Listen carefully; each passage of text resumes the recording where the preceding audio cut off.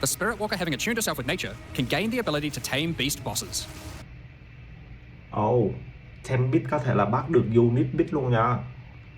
Tức là bây giờ là bình thường cái skill tame beast bình thường á thì nó chỉ bắt được quái thường thôi, còn chơi kiểu spirit là bắt được quái bự luôn.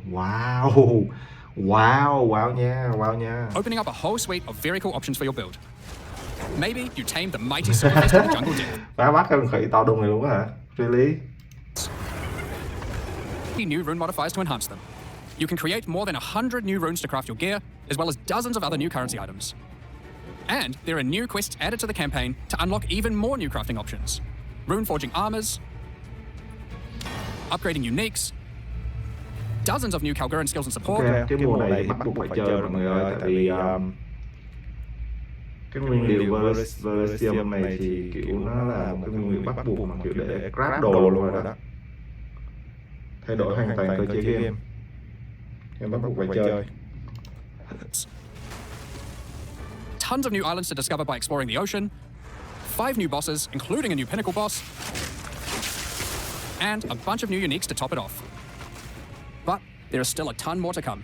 It's time to talk about the massive changes to the endgame. But for that, I'll hand it back to Jonathan. Now, as Mark hinted at before, the endgame atlas is very different now, and the ocean to the south is the least of the changes. The entire area around your starting location is now teeming with new quest lines and things to discover. Will you investigate the strange forest to the west? Bây giờ atlas cuối game thì nó sẽ thay đổi rồi. Nó sẽ biến địa hình luôn chứ nó không còn kiểu nhìn nó đơn giản như ngày xưa nữa. Ví dụ ngày xưa là chỉ có cái corrupted thôi đúng không? Giờ là rừng rú như thế này. The cracks in the earth to the east? Or perhaps was it the ruins of a vast city in the north? The atlas now has fixed points of interest at specific locations, giving you specific objectives that are easy to find. Like before though. Tức là nó sẽ theo vùng, content theo vùng luôn. Mình chạy cái vùng nào là mình sẽ farm content đó. No matter which objective you choose, going to towers to see what's out there is always a good idea. The first time you do that though, something new happens. The earth shakes, and a gigantic fortress rises from the earth. A remnant of the ancient precursor civilization. Rồi cái center của map á, thì sẽ là cái Asian of gì đó. The cataclysm of the beast is causing ancient evil to be invoked. Should corruption ever take hold to this degree, the world must be scoured and purged of corruption. You'll need to make your way into the fortress and activate the gates. Gain the keys to reach these ancient precursor weapons and disarm them. But this will be no easy task. The fortress has many areas to explore and many new things to find. You'll power up ancient machines, fight new and deadly foes, discover many new areas, and uncover some dark secrets. Now, the Fortress is the first of the new full in-game storylines that we're adding in 0.5, and there's a lot going on with it. But not only that, but there's some pretty cool new mechanics as well. The areas inside the Fortress are special. Many of them have new mechanics or rewards that they grant. Like this map, where all the rares are contained in essence crystals.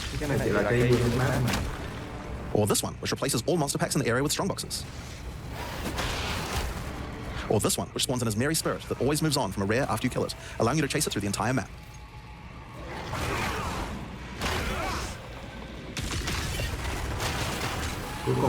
Now, just like the normal areas of the Atlas, you'll need to fight the map boss of each area to complete the map. But unlike a normal map, the ones in the fortress each contain precursor nodes after the boss, and activating these nodes will give you points for the new and improved Atlas passive tree. Now, we had an Atlas passive tree before, but it was one of the areas of the endgame that just wasn't up to scratch. The Atlas tree now works quite a lot differently.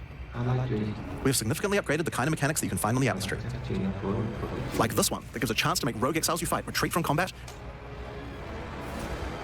and move to an adjacent map. Before you fight them again, they'll upgrade their gear and come back with a grudge this time. There are also a lot of nodes that combine mechanics together in new ways, like this one, which lets Asmeri spirits possess strongboxes. All the regular monsters that come out of them are touched by the spirit, and the rares are all possessed, giving you some incredible loot potential.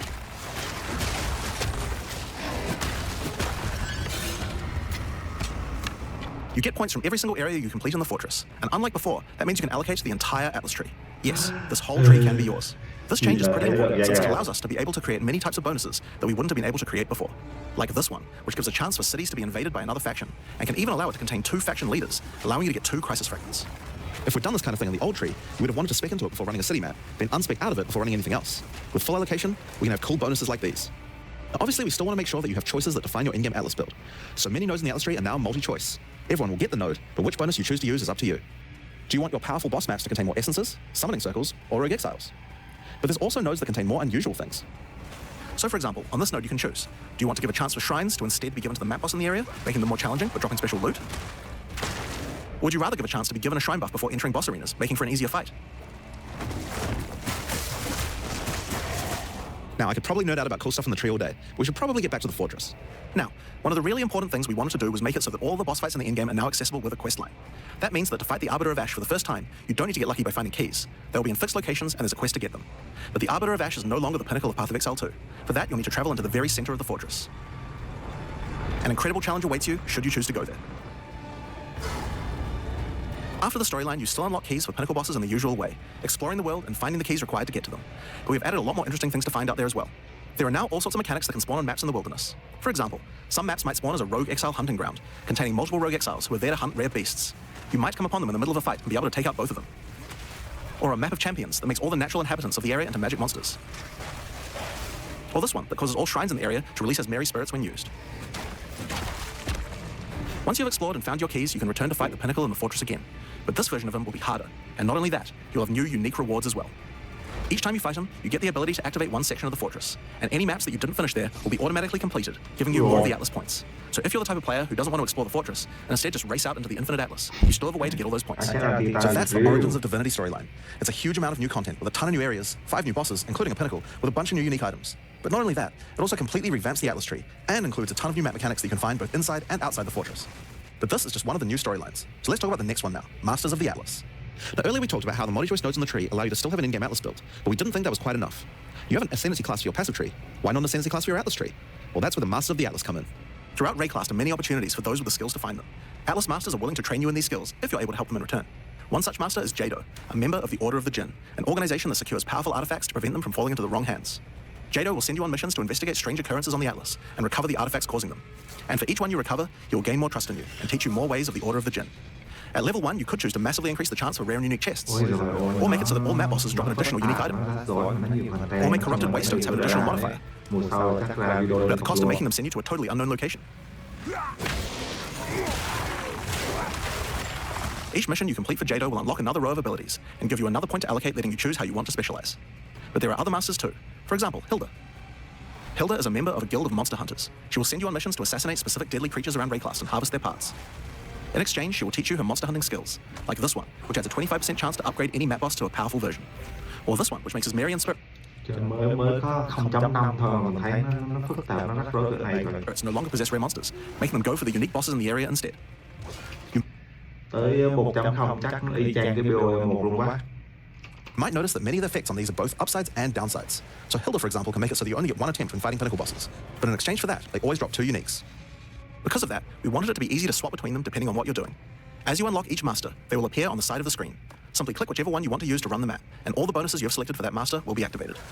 This allows you to have a few different strategies that you can quickly pick between, depending on what you're running at the moment. Now, one thing that's been pretty obvious is that the in-game leagues we created when launching Early Access in 0.10 were not really up to the standard of the leagues we did since then. Fate of the Vile and Rise of the Abyssal just have a lot more going on than Delarium or Expedition, for example. We wanted to do a serious upgrade to all these mechanics before we do our 1.0 release, and so that's what we've done. All 4 of the leagues we launched in Early Access have been upgraded with not only new quest lines, but new mechanics, new crafting systems, new uniques, and new pinnacle bosses. One of the really... Cái này là mong muốn của bên nhà phát hành game là sẽ hoàn thành tất cả các content trước phiên bản 1.0, tức là khi phiên bản 1.0 ra là nó có full content. The important changes were made to all the leagues is that you can now find them on the Atlas in specific locations, and each one has a quest line that will lead you there to being able to complete the league along with its Atlas tree and its pinnacle boss. This is true even for the leagues that we didn't do major redesigns to. So let's use Abyss as an example.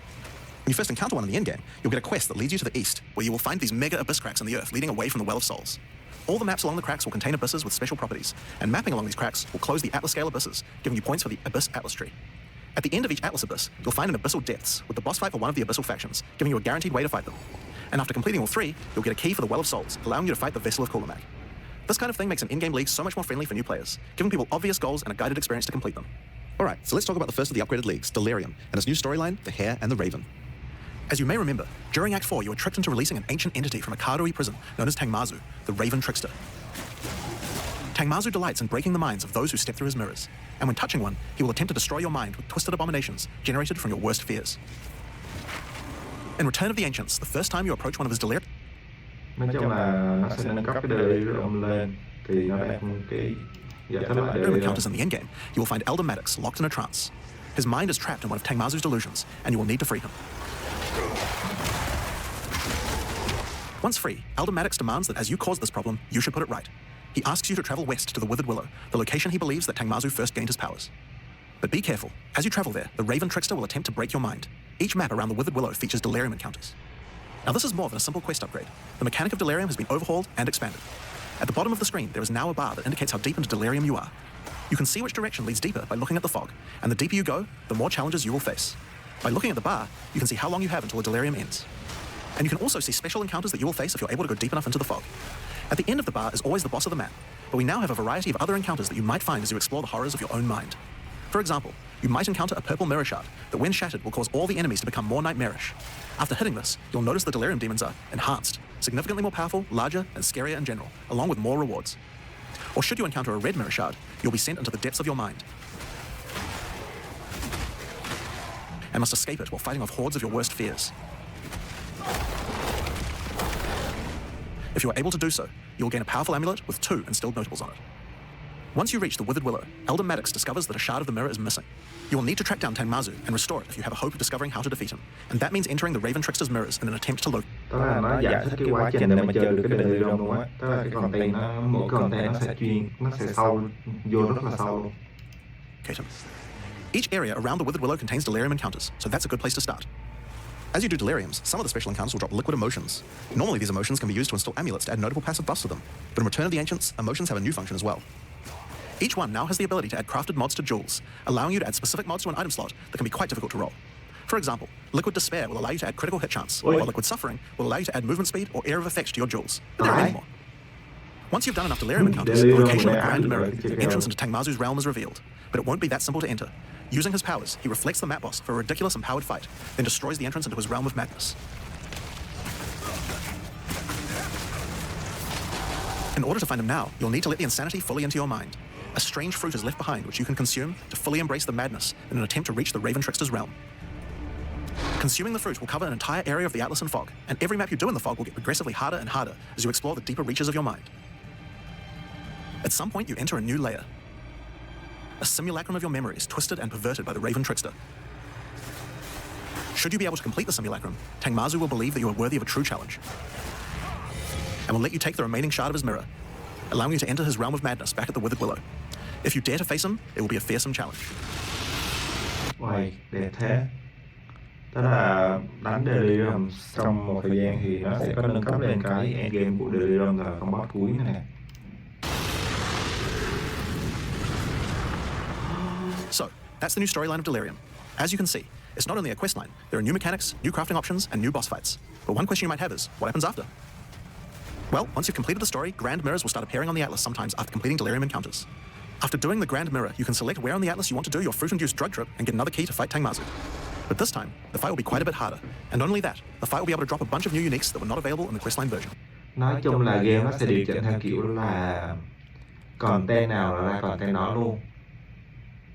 Và khi mọi người đã chơi content đó là cảm giác về tất cả concept, tất cả mọi thứ là nó phải chỉnh chu. We'll show some of those later. After doing a Grand Mirror, the decision of where to spread the fog can be important because there are some potent emotions that only come from certain map bosses affected by Delarium this way. Like all emotions, they can craft special mods onto jewels, but these potent emotions can create mods that you can't get any other way. So for example, Potent Liquid Melancholy is an emotion that can only come from human bosses and allows you to add a variety of on-hit effects. Also, you might want to try instilling amulets with these emotions. They could have some interesting effects with some powerful notables that do not normally exist on the tree. Like Storm's Rebuke, which makes armor break boost your cold and lightning damage.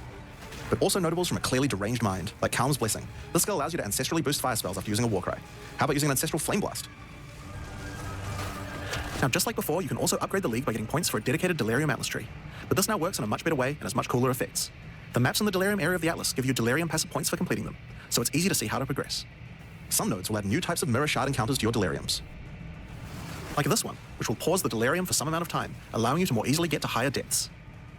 Or this one, which adds extra Delarium modifiers to monsters when you pick it up. There are also nodes that can add new types of drops, like this one, which modifies Simulacrum encounters to add special liquid emotions, which can craft time-lost jewels. And nodes that apply to the Atlas mechanics of the League, like this one, which causes the Grand Mirror to spread Delarium fog over a larger area of the Atlas, potentially containing multiple Simulacrums. Alright, so that's the changes to Delarium. The core mechanic now includes a bunch of new things to find, new monsters to kill, and has new mechanics on the Atlas. It also has a new crafting system for jewels, and over 20 new unlockable notables for amulets. Not only that, we have a new pinnacle boss with a bunch of new unique items, and a massively upgraded Atlas tree just for Delarium. But there's still a lot more to come, so let's talk about breach next. When you first do a breach in the endgame, you'll find Aleph, one of the... Ok, nãy giờ là mới Delarium thay đổi, nhưng bây giờ là tới Brick thay đổi như thế nào? Thì mình nghĩ là nó sẽ giống POE1 đó. The Keepers of the Flame, an ancient order of monks dedicated to preventing the Hiveborn from entering the world. As you seem to be a keen slayer of demons, Aleph would like to recruit you to the order and asks that you travel to their monastery to the south. On the way there, you'll start to encounter more breaches, and will notice one of the first changes to the breach mechanic. You still have to kill monsters as fast as you can to keep the breach open, but now you can visibly see how much time you have left to keep it open, and how each kill extends its duration. Once you've reached the monastery, you will learn more about the Keepers. In the 25 years since the events of Keepers of the Flame in Path of Exile 1, the war with the Hiveborn has not gone well, and they have managed to establish a foothold in the world map. Nó nói về POE1 là cái hip là cái tay đằng sau lưng á, nó không có hoạt động tốt lắm. By. A gigantic area has fallen to the Scourge, and the Keepers are unable to get inside. Inside the monastery is the Genesis Tree, a powerful asset to the war effort, stolen from the enemy and gifted to the Keepers by the Dreamer himself. Using the tree, Aleph could create a breach stone and penetrate the Hiveborn foothold, but without Hive Blood, the tree has withered. To get Hive Blood, you will need to take advantage of another new mechanic of breach. Là chắc là nó sẽ tập trung vào cái hip và cái Genesis Tree. If you can keep the otherworldly portal open for long enough, the breach will stabilize and will enter a new phase. The Hiveborn will send their toughest miscreations to defeat you, and the breach will not close until you can annihilate them, dropping Hive Blood that you can use to restore the Genesis Tree. In some cases, you may even attract one of the deadliest foes the Hiveborn can offer, a Marshal of Zesht. These monsters also drop womb gifts, and if you take these to the Genesis Tree, they can be used to craft items to help you in the war against the Hiveborn. Given that 25 years of chơi riết hồi POE1 với POE2 nó y chang nhau luôn trời. Since the beginning of the war, the tree has grown and withered many times, but with each cycle, it learns and expands its abilities. When you first open the Genesis Tree, you'll notice these holes into which you can place your womb gifts. Each womb gift can be used to create a different type of jewelry and must be fertilized with Hive Blood. So for example, you can place this amulet womb gift into the tree and it will give birth to a random rare amulet. But the Genesis Tree is capable of much more. As you continue to feed the tree, its branch... Nhưng mà cái tree này nó điên khùng hơn cái POE1 nha. Nó bự hơn rất là nhiều luôn đó. Tha hồ một mồi nhé. Just will regenerate. Tha hồ một content. And allow you more and more control over what kind of items it will birth. So for example, this branch of the tree will allow you to control which base types of amulets can be birthed. And as you go deeper, it will even allow you to create new base types that you can't get anywhere else.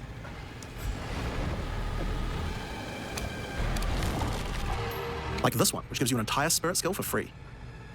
Or this one, which has a rune socket in it. To the left and right are branches that will let you control which mods the amulet can get, including making sure that they're high level, or controlling which specific mods that they will always have. With 15 points to out... Ok, grab bằng Genesis Tree cũng là có thể là thành một nghề đó. Nó còn dễ ra cái món đồ mình cần hơn là grab đồ bình thường đó. Allocate, you will have to choose wisely how you want to specialize your crafts, but it's worth noting that this tree doesn't have any cost to respecking it. You can enable or disable the nodes at any time by clicking on them. On rings, we've also added some really interesting new crafting options as well. You have a bunch of new base types like these, but you also have entire new classes of mods that can be added. The right-hand branch of the ring tree adds an entire new set of caster mods to rings. From basics like extra elemental damage for spells, or more niche options like this mod that increases the rate you gain seals for Unleash. And on the left-hand side, you can unlock an entire new set of mods for minion characters. This stuff is actually pretty important, because casters and minion builds didn't have as many slots. Ôi, hay nè. Cái nhẫn này có thể grab bằng những cái thuộc tính minion nha. Có thể grab bằng Genesis Tree. Cho nên là nếu mà mình chơi cái build Dizing minion đó là sẽ cực kỳ có lợi luôn. Tại vì những cái buff cho minion nó sẽ tăng. Ngon. With interesting item crafting compared to attack builds, the Genesis Tree narrows that gap. There are also trees for belts and currency. I won't go over them too much here, but there are all sorts of goodies in these too, like being able to create new catalysts for jewels, or a belt that gives lightning damage. Once you've done enough breach encounters, you may finally get a womb gift capable of birthing a breach stone. And you can then use it on the Hiveborn incursion. Once used, the true extent of the breach demon's foothold becomes clear. They have not only transformed the land, but constructed huge sky hives as well. When you enter the outskirts of their realm, you will discover breach hives. Using the power of the Keepers of the Flame, these otherworldly structures can be burned away when walking through them. But for each one Ok, theo mình thấy thì breach có thể là một content để farm kiếm tiền ở giai đoạn đầu game khá là tốt đó. Và cho mình asset, kinh nghiệm, level up khá là tốt. destroyed, more of the Hiveborn will attack when you attempt to purge the hive.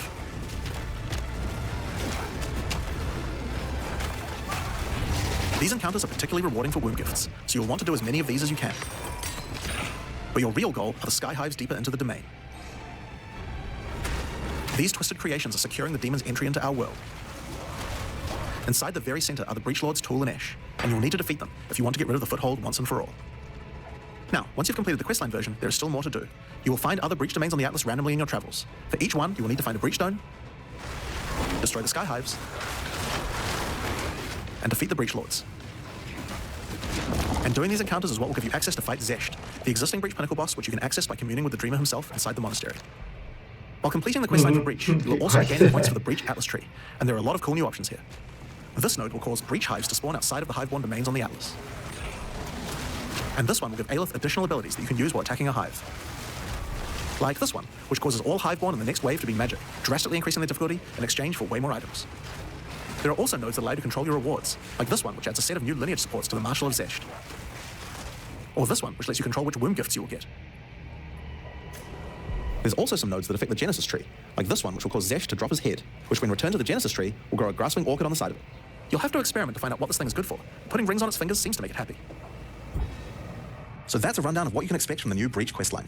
There's a new stabilization mechanic for breaches, hive encounters, and Hiveborn incursions on the Atlas. But you also have a huge new crafting system and new bosses as well. Nói chung là chơi Breach ở bên POE1 chưa đủ ngán, cho nên là POE2 chơi cho nó ngán chết luôn. Alright, so let's talk about the Rite of the Nameless storyline next. When you first complete a ritual in the endgame, Aoife, a lost spirit, will appear. She appears to need your help, but isn't able to communicate more than a few words, beckoning you to come to the Wildwood. Like the other leagues, Ritual now has a place on the Atlas to call home. The Wildwood can be found to the west. When you first arrive there, Aoife's spirit will guide you in, where you will discover that inside the Wildwood, spirits can take physical form. Ôi, ritual đẹp vãi. Mỗi cái container nó triển khai lên rất là đẹp luôn mọi người ơi. Aoife has been bound to this place by the King in the Mists, and requests that you free her. But in order to do so, you will need her body, currently in possession of the King. To reclaim it, you will need to gain an audience. Ôi, game đỉnh vãi, game này vẽ biết bao nhiêu mới đủ. Nó nhân sự chắc nó tuyển dự lắm á. With her. Inside the Wildwood, there are many ritual encounters to complete. Like before, in each area, triggering rituals will resurrect the nearby bound monsters to attack you, and killing the monsters will give you tribute.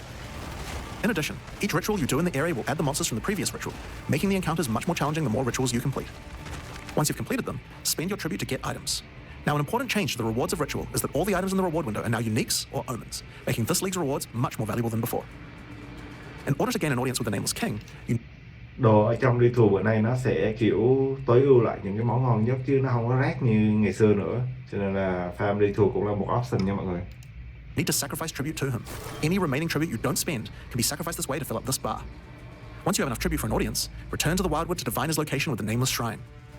His location will be revealed deeper in the Wildwood, and you will need to make your way to him, kill him, and get Aoife's body. Using her body, you can attempt to release her spirit, but this is when you learn about the true threat of the League. The Wildwood is built on top of an ancient prison. The King in the Mists didn't gain his power out of nowhere. He was granted it by an ancient being of darkness known as the Bodark, and the Nameless King's use of this power has been causing the prison to weaken.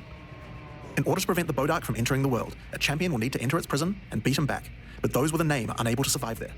In order to do so, you will need to transfer your name to another with a new mechanic in the Ritual League, the Rite of the Nameless. The rite will begin in a nearby forest. At first, it appears to be a regular ritual encounter, but that will soon change. The final ritual of the area will include the map boss. And defeating him will give you a piece of the effigy onto which you will transfer your name. But the ritual is still not complete. Ritual bữa nay là có boss ở trong cái ritual luôn.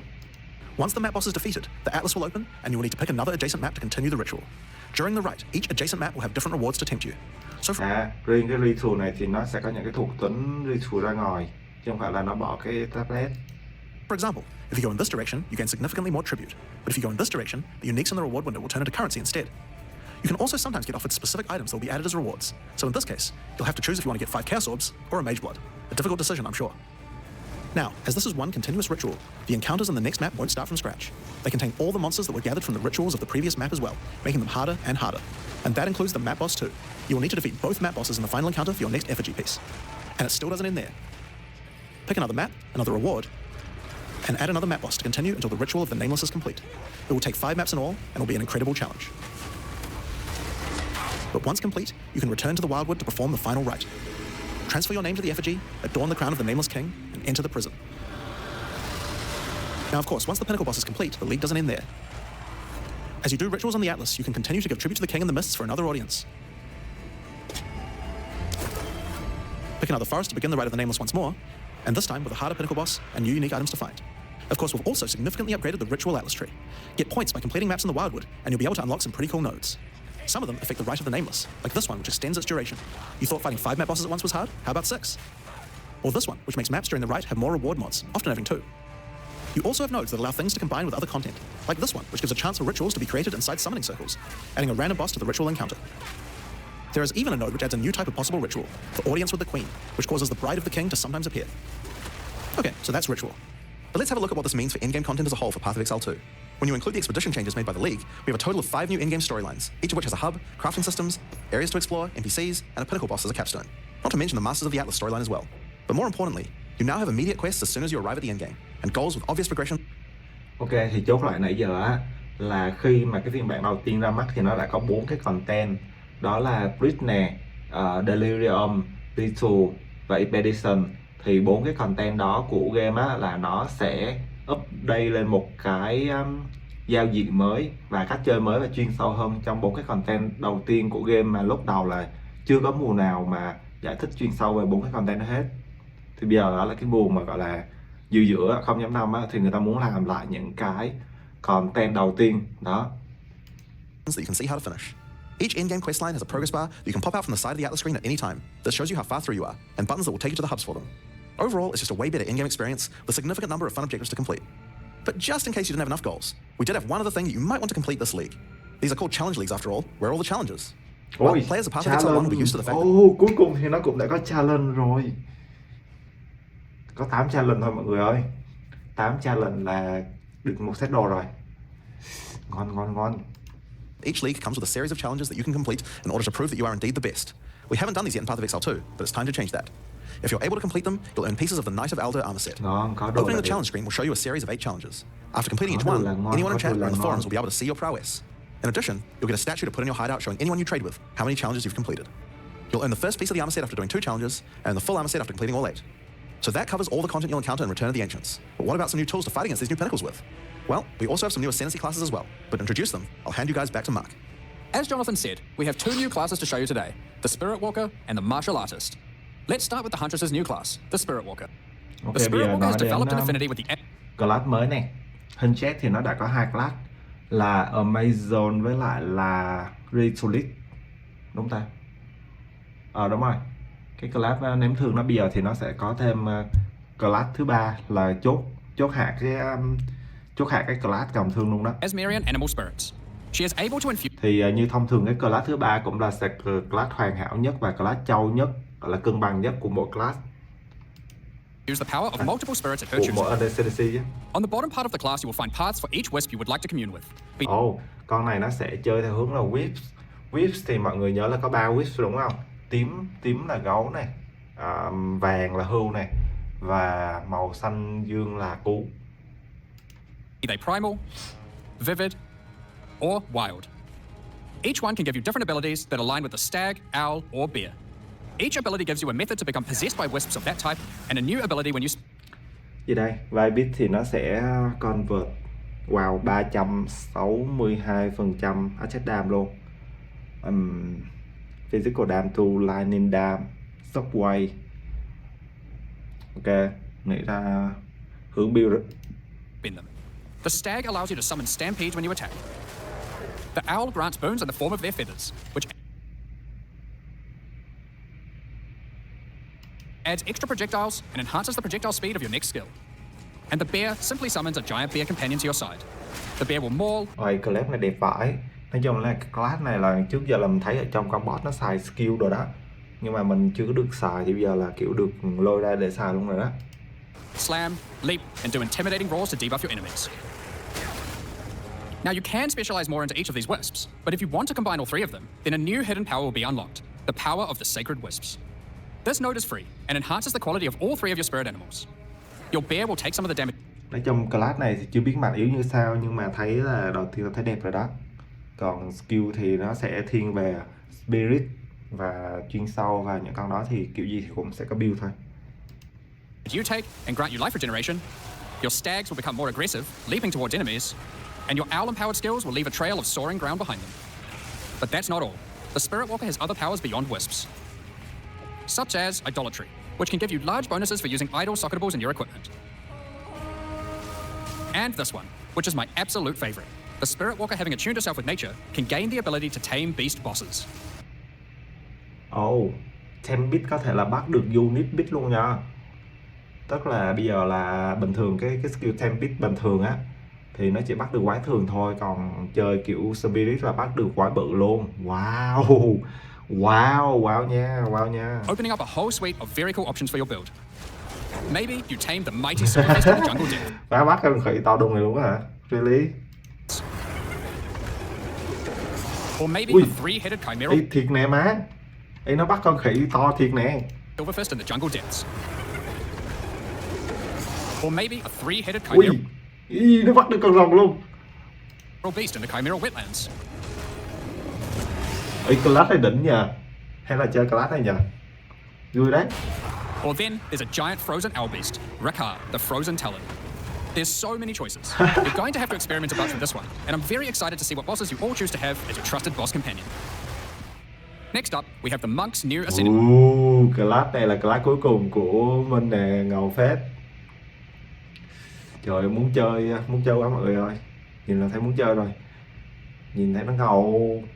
Class cuối cùng thì lúc nào cũng sẽ là class cân bằng nhất của mỗi ascendancy, cho nên là mình thì trước giờ là sẽ có một class dam và một class hai class đều dam hết, thì cái này nó sẽ thiên về trong một chút á. Class, the martial artist. After decades of training, he has mastered 3 of the 7 hollow techniques. Channeling hollow form technique allows the martial artist to... Hollow form kia đây. Hollow form, hollow palm rồi hollow form nữa hả? Hollow form là animal weapon or unarmed, tức là chơi unarmed cũng được. Image can be created within 6 meter radius of you. Create an image band, tức là nó sẽ tạo ra cái bóng của nó rồi. Đánh illusion á. Let adjust speed, let down luôn. Để coi thử nó đánh kiểu gì nha. Create illusions of himself, which then use a skill of your choosing. Perfect for turning skills with less area of effect into ones that can obliterate packs with ease. Wow, Should you find yourself overly vulnerable while channeling, you might want to take Way of the Mountain, which causes you to be covered in stone when you immobilize enemies, mitigating large amounts of damage. This can even enhance your attacks too. By hardening your weapon in stone, you can deal even more damage. After taking hollow focus technique, you can manifest your spiritual energy into objects. In this case, bells, which will appear around the martial artist and can be shattered by any of his attacks, even ones from the hollow form technique earlier. Hollow resonance technique furthers that by adding a manifested bell to your back, which rings each time you deal a critical strike, damaging all enemies around you.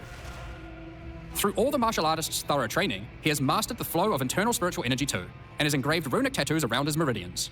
By doing this, he can gain the benefit of extra runes. Just open your inventory and add the runes.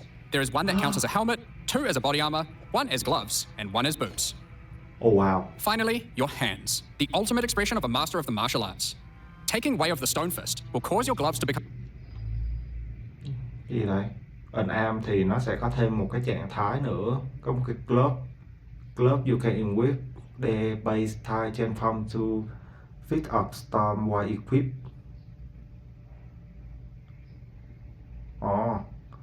Tức là nó sẽ có một trang bị riêng biệt dành cho cái bộ môn unarmed, là nó sẽ tăng cái energy steal với lại evasion rating theo cấp độ, thì kết hợp thêm cái unarmed thì nó cũng hay đấy. A new base type when equipped. Each modifier on the original pair of gloves has an equivalent, more powerful and more impactful modifier.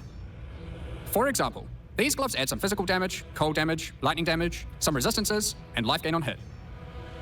Now, when I equip these, they become literal fists of stone, and not only grant me a bunch more evasion and energy shield, they now also grant a lot more damage, some maximum resistances, and a significantly higher amount of life gained on hitting enemies.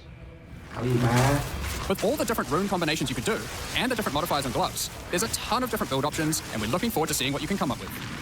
Now, with so many new bosses in Return of the Ancients, of course we want to have a huge number of unique rewards. There are some pretty cool things in here, so we wanted to show you a few of them. Twisted Empyrean is a 2-handed mace made from the purest of Verisium, combined with the beast's corruption.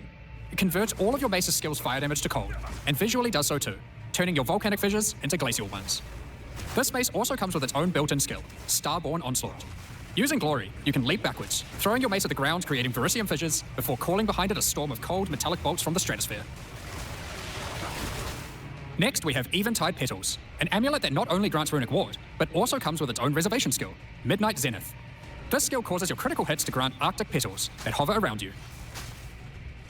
Once you have acquired enough of these petals, they will be consumed, creating a floral ice crystal near an enemy. Then, destroy that crystal to do devastating cold damage to everything around it. The Raven's Flock is a staff perfect for minion characters. Not only does it grant spirit reservation efficiency and minion damage, it also allows your minions to inflict grueling madness on hit, slowing enemies and making all other slows on them more powerful for maximum crowd control. That's not where this item shines though. It grants a skill called Spiraling Conspiracy. This skill causes a flock of ravens to circle you, dealing damage over time to anything near them. Killing enemies, or just by standing near unique enemies, causes the flock to grow, getting larger and larger. For your POE1 players, you can think of this just like a Raven Righteous Fire. That's not all, however. These ravens are also minions, so they fully scale with minion damage and come with their own command skill, Mad Flight. This command skill causes your flock to create a tunnel of deathly damage between a set of illusory mirrors, obliterating anything in between. Horror's Flight is a pair of gloves instilled with the purest of fear. Equipping these causes your enemies to become terrified of you. These gloves cause you to gain stacks of fear incarnate when you cull enemies. To aid in your culling, these gloves also come with the skill Crushing Fear. This is similar to the monk skill Killing Palm, except it deals chaos damage, and the amount of damage and area of effect scales drastically based on the power of the enemy. As you use this, gain your stacks of Fear Incarnate, which increases your culling threshold, meaning enemies become easier and easier to cull, even to the point of being able to instantly kill some monsters from full life. Sylvan's Effigy is a scepter for those wanting to run companions. It allows you to have any number of companions of different types, instead of the normal restriction of just one per type. But what makes this cool is the Asmerian Wolf companion it comes with. This is a persistent minion that bites foes to maim them, leaps to cause bleeding, and even howls to buff nearby allies. Additionally, it comes with the command skill Eternal Hunt, which when used it will howl, calling on the spirits to manifest spectral wolves to ambush all foes around you. Liminal Coil is a crazy wand. It allows you to apply as many curses as you please, but those curses will have no effect. What's the point then? 2 reasons. Firstly, your spells gain a bunch of extra physical and chaos damage for each curse on enemies. Secondly, is the skill it grants called Coiling Bolts. This skill is a projectile spell that fires coiling physical and chaos projectiles with every cast. What makes this skill truly special though, is that it will split and chain through every cursed enemy, causing an absolute ruckus. See for yourself. Periphery is a unique bow, which utilizes all the powers of the Asmerian spirits by dealing damage of all elements. And all elements can cause all ailments. The coolest thing about this bow, however, is the Asmerian Swarm skill. These are minions that are summoned when you kill enemies.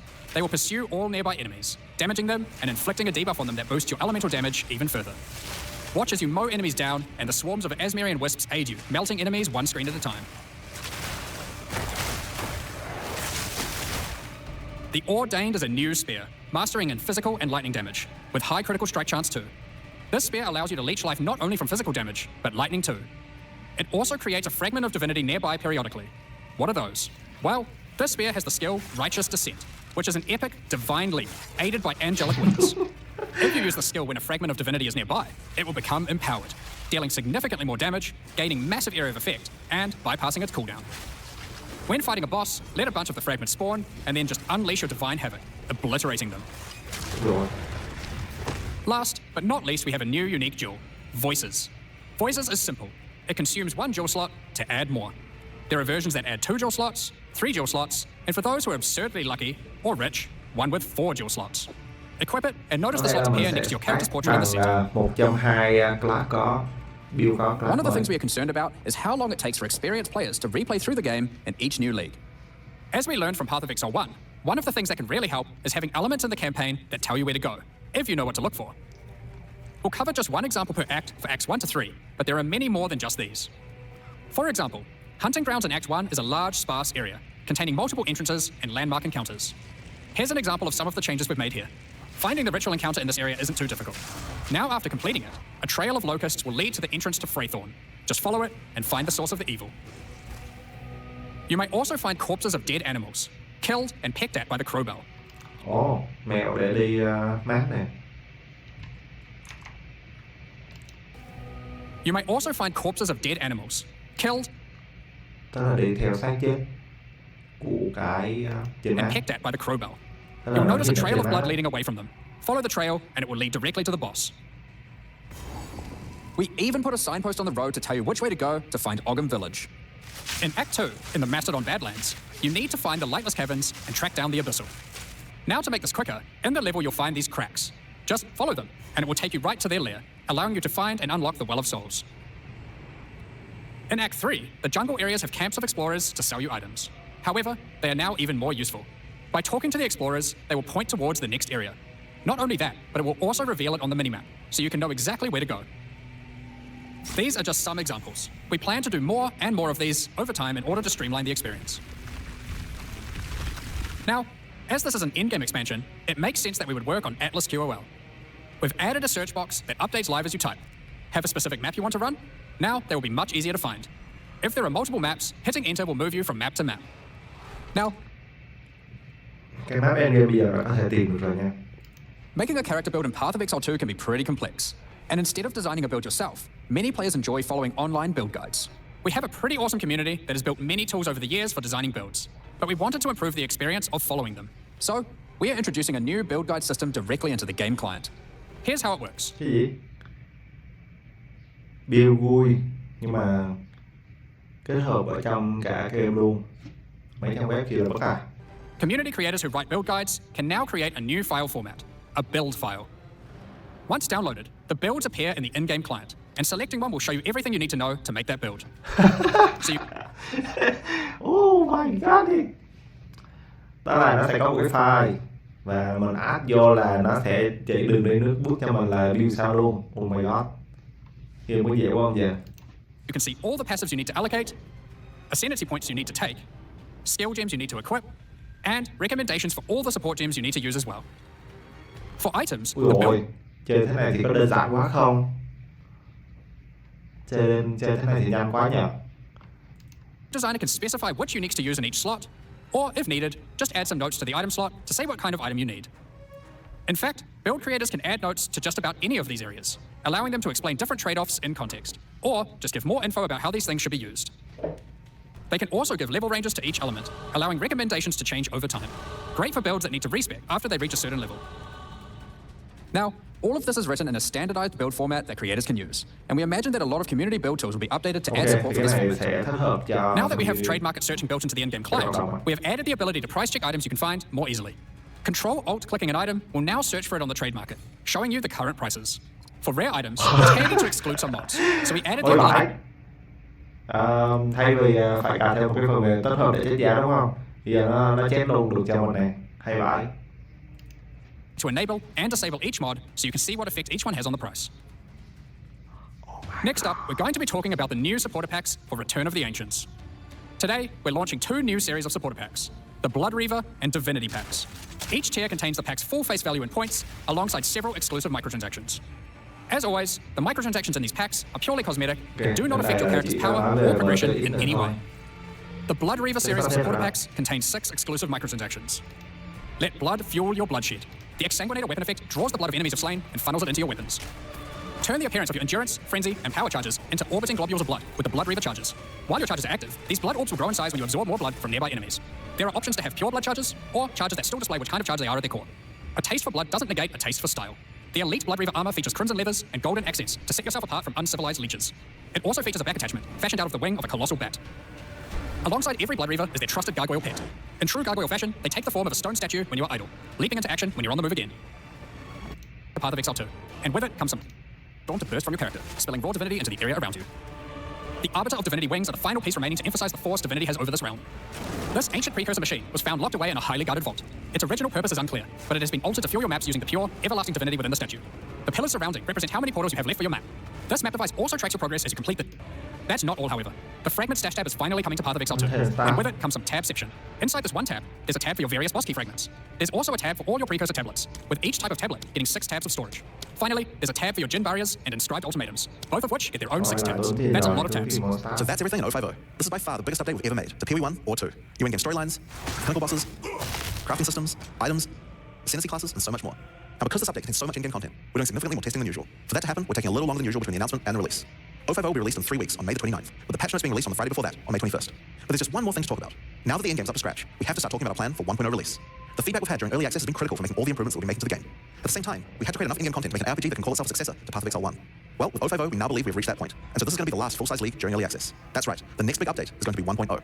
Now, normally we would do our next big content release in August, but in the run-up to full release, our plans take a little longer on this one. As big as 0.5 is, 1.0 is even bigger. So we'll be launching 1.0 this year sometime after ExileCon. But that doesn't mean we won't be doing updates in the meantime. In this final phase, we have a lot of things to polish throughout the game and balance to improve. I'm sure there'll also be feedback about the new endgame that we need to incorporate too. The difference is that the focus is not going to be on adding more content like the previous updates, it's going to be on improving what we already have. But we still want to encourage people to try out all the balance changes and improvements that we're making. So we're going to be running a few event leagues during this phase alongside each update. Think remixes of existing mechanics or features. And speaking of ExileCon, don't forget to consider on the weekend of November 7th in New Zealand. ExileCon is a gathering of our players, and a chance for us to showcase everything we're working on for both Path of Exile 1 and 2. And this one will be particularly important for us, since we finally get to unveil some of the coolest content that we've been working on.